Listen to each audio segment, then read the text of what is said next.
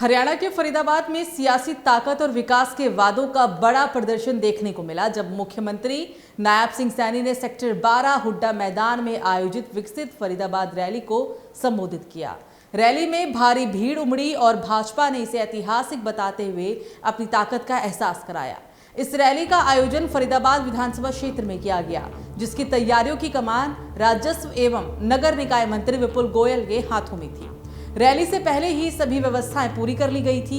मौसम को ध्यान में रखते हुए मंच को वाटरप्रूफ तिरपाल से तैयार किया गया था ताकि कार्यक्रम बिना किसी बाधा से संपन्न हो सके। मुख्यमंत्री सैनी ने अपने संबोधन में फरीदाबाद के विकास को लेकर कई बड़ी घोषणाएं दोहराई। उन्होंने कहा कि हाल ही में पेश किए गए बजट में फरीदाबाद के लिए जिन विशेष परियोजनाओं को मंजूरी दी गई है, उनका शुभारंभ इसी मंच से किया गया है। इन परियोजनाओं के जरिए शहर के इंफ्रास्ट्रक्चर को नई मजबूती मिलेगी, चाहे वो सड़क, जल निकासी, शहरी सुविधाएं हो या औद्योगिक विकास।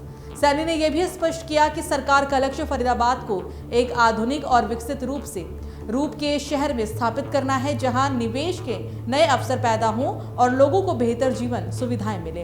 उन्होंने भाजपा सरकार की नीतियों को विकास केंद्रित बताते हुए कहा कि राज्य में बिना भेदभाव के काम किया जा रहा है।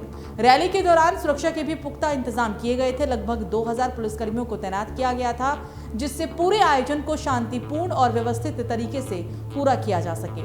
कार्यक्रम स्थल पर प्रशासन और पुलिस की मुस्तैदी साफ नजर आई। इस पूरे आयोजन के जरिए भाजपा ने न सिर्फ अपनी राजनीतिक पकड़ मजबूत करने की कोशिश की, बल्कि विकास के एजेंडे को भी प्रमुखता के साथ सामने रखा। भीड़ और माहौल को देखते हुए ये साफ था कि पार्टी इस रैली को एक बड़े शक्ति प्रदर्शन के रूप में पेश करना चाहती थी। कुल मिलाकर विकसित फरीदाबाद रैली सिर्फ एक राजनीतिक सभा नहीं, बल्कि इसे विकास के वादों, योजनाओं का शुभारंभ और आगामी रणनीति के संकेत के तौर पर देखा जा रहा है। चलिए, बात होगी अब पंजाब की।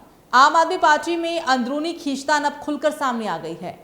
राज्यसभा सांसद राघव चड्ढा को सदन के उपनेता पद से हटाए जाने के बाद सियासत गर्मा गई है। इस फैसले के तुरंत बाद राघव चड्ढा ने संसद परिसर से एक वीडियो जारी कर अपनी ही पार्टी पर तीखे सवाल खड़े कर दिए। उन्होंने इशारों में नेतृत्व के फैसलों पर सवाल उठाते हुए अपनी नाराजगी जाहिर की। लेकिन इस पूरे विवाद को सबसे ज्यादा धार दी है पंजाब के मुख्यमंत्री भगवंत मान के बयान ने।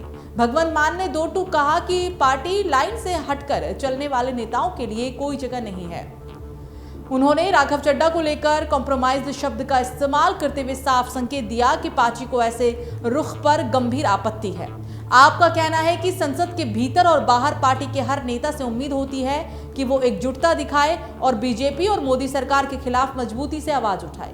लेकिन राघव चड्ढा पर आरोप है कि उन्होंने कई अहम मुद्दों पर पार्टी व्हिप का पालन नहीं किया, चाहे वो मुख्य चुनाव आयोग के खिलाफ प्रस्ताव हो या महंगाई और एलपीजी जैसे मुद्दों पर सदन में आक्रामक रुख अपनाने की बात।